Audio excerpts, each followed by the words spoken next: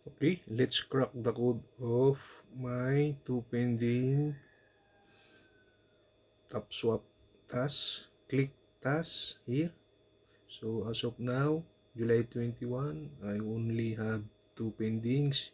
Make 10 times on crypto, then top 15 crypto news. Click here. The answer is click watch, then leave. Then come back after 5 minutes. That is the technique, guys. So the answer of this is on chain. Okay, submit. Okay, finish mission. Claim 400k. Then go back. This one, top 10, 15 crypto news. Top 15 crypto news. Click. Then 3k k